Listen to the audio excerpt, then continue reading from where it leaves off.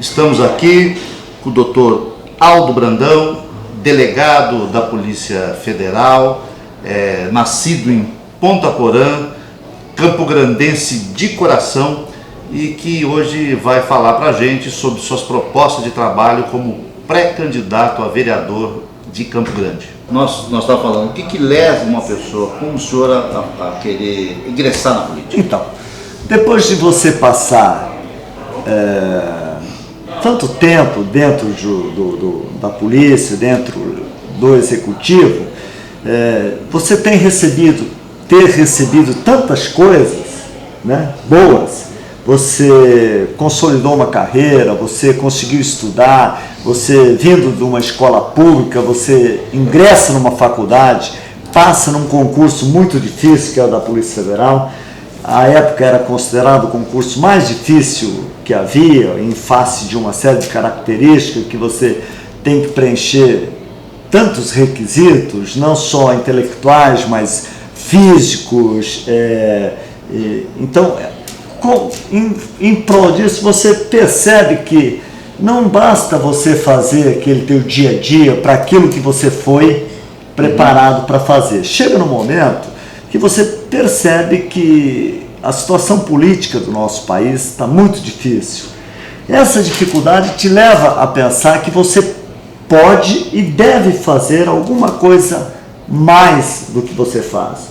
Antigamente a gente tinha o hábito de falar, bom, eu estou fazendo a minha parte. Hoje já não basta mais você fazer a sua parte. Você tem que ir muito além de fazer a sua parte. Fazer a sua parte é o mínimo que se espera de você. Você tem que ir muito além desse limite. Hoje você tem que extrapolar os seus limites e ir muito além daquilo que você pode fazer. Você cada vez tem que avançar mais, e a ideia foi essa. Doutor Aldo, a gente sabe que a crise econômica, com o tempo, torna a questão da violência urbana sempre mais aguda e mais problemática. Qual que é o vislumbre que o senhor tem desse processo? Por que o senhor está a permanecer esse quadro? Uma cidade como Campo Grande, o que pode acontecer? Veja bem. Com a experiência que o senhor tem, com a vivência que o senhor tem dessa área. A violência não é uma exclusividade da crise. Porque crise, em determinados momentos, sempre nós vamos ter crise, em consequência de uma série de fatores. A violência ela tem que ser combatida de uma forma séria, contínua, né, e com prioridade. Não há como você combater a violência, a criminalidade, pensando em fatores isolados. Hoje você vai culpar a crise, amanhã você vai culpar um outro fator qualquer, depois de amanhã você vai culpar as nossas fronteiras. Isso nós já sabemos há muito tempo que existe. O que nós temos que ter é uma política de Estado voltada exclusivamente para a segurança pública. Como temos que ter governo que priorize em outros setores. Não há como você fazer uma política de saúde, por exemplo, se você não se dedicar àquilo ali, ou ficar à mercê do governante de plantão. Não, tem que ser uma política de Estado. Contínua, com pessoas competentes, com meritocracia, as pessoas que realmente entendem daquele assunto, mexendo com aquele assunto. Onde entra então isso, a questão da autonomia da Polícia Federal, como uma reivindicação antiga que a Polícia Federal tem levado, tem discutido com a sociedade? O grande problema que há com a Polícia Federal é que nunca se sabe em que momento que a Polícia Federal pode atuar, se ela tem autonomia, se ela não tem, se ela atua com mais eficiência em determinado setor A, B ou C, ou contra determinados setores, em que momento. O que se tem hoje é uma política de governo, uma polícia de governo. Quando você tem uma polícia de governo, você não tem uma polícia de Estado. Ou seja, dependendo do governo de plantão, é aquela tendência que supostamente leva todo a crerem de que a polícia vai agir de determinada maneira, com determinados partidos, A, B ou C. O que é que nós temos que ter? Autonomia, igual existe no Ministério Público, autonomia financeira, autonomia para você ter como você gerir a tua organização. A exemplo, nós brasileiros temos a mania de seguir determinados padrões e nem sempre nós optamos pelos melhores padrões. Então hoje, qual que é? O melhor padrão que existe de polícia no mundo é a Polícia Federal Americana, o FBI. Então nós temos que seguir um exemplo da Polícia Federal. Nós temos que quebrar esses paradigmas de passar a ser uma polícia de Estado. Nós temos que ter o nosso orçamento financeiro, você tem que eleger o seu diretor-geral e você tem que ter por determinado período e a relação ser uma relação institucional com o governo, não uma relação de subordinação, não uma relação de que você leva a sociedade a crer que você está em prol deste ou daquele governo. Não, a Polícia Federal tem que estar a serviço do Brasil e da sociedade brasileira. Muita gente diz que essa autonomia reivindicada pela Polícia Federal já existe na prática. Tanto é que todas as operações que ela desenvolve com grande autonomia, tanto é que nós estamos vendo aí no caso da Operação Lava Jato os resultados que a operação está conseguindo. Então, quer dizer, defina pra gente o que é essa autonomia. É só autonomia de ação ou autonomia financeira, institucional? Como é que é isso? O que nós temos que ter é autonomia de você gerir a tua própria instituição, o teu próprio órgão.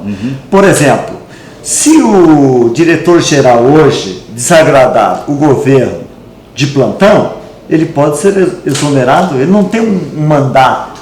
Entendi. Ele pode ser exonerado no dia seguinte. O ministro da Justiça, ele pode interferir de uma forma que prejudique as investigações.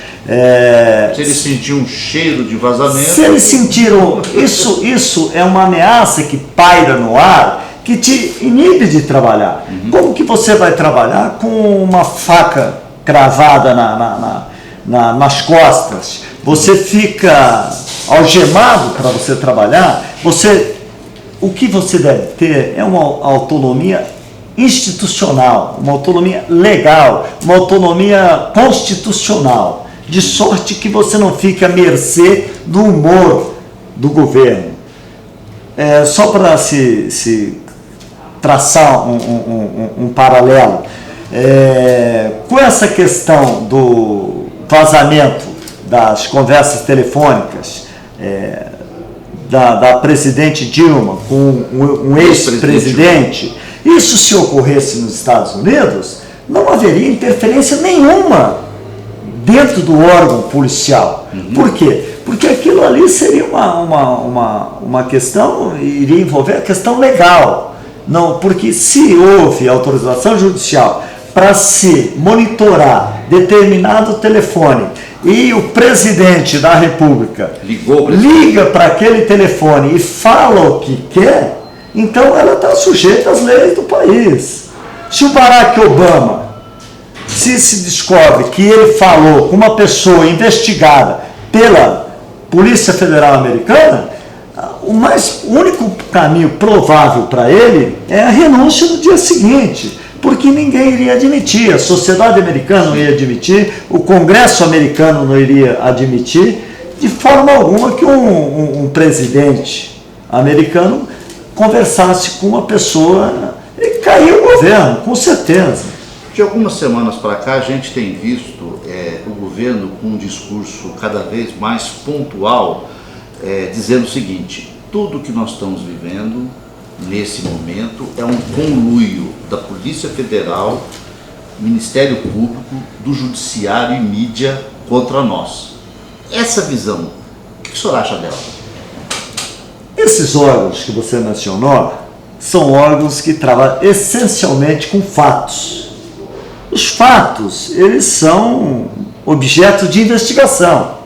Se você investiga um fato e chega a determinado resultado, isso não interfere se é contra A, B ou C. Como esses órgãos são os órgãos máximos do Judiciário, do Ministério Público e da própria Polícia Federal, que hoje é ligado ao Executivo, são fatos. O resultado dos fatos não depende desses órgãos. A investigação é o resultado dos fatos. Então não é como você dizer que há um conluio se você trabalha com fatos e resultado dos fatos. Os fatos dizem por si só. Você começa uma investigação a partir de determinado fato. Você apresenta um resultado. As pessoas envolvidas são meros coadjuvantes daquela. Não importa se é A, B ou C. Os fatos dizem por si.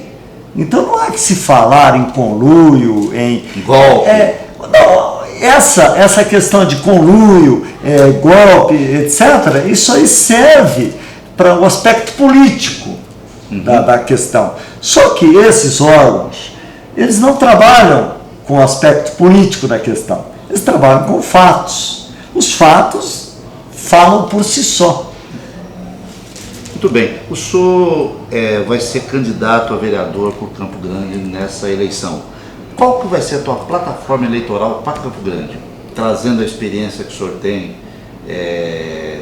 da polícia, da sua carreira profissional. Qual que vai ser a tua proposta básica? Que mensagem que o senhor vai levar para a sociedade? Bem, na verdade, como eu disse, eu acabei entrando na política por acaso. E como você não entra para sair no dia seguinte, você tem que dar continuidade. Eu entrei por acaso e fui candidato a deputado estadual, fui eleito, sou suplente de deputado estadual, fui diplomado e eu não posso interromper esse processo. O que eu fiz? Então é natural, eu sou pré-candidato a vereador agora por Campo Grande. Pelo PTB. Pelo PTB. Pré-candidato porque ainda não é o momento oportuno para se divulgar que você é candidato, tal, etc., por uma questão do legislativo. Então, da legislação, né? Então, no momento apropriado, você tem uma série de impedimentos que impedem de você divulgar que você é hoje candidato. Então, você só pode dizer que é pré-candidato. Coisas da nossa legislação. Coisas da nossa legislação. Tem uma convenção, depois os prazos próprios que têm que serem obedecidos.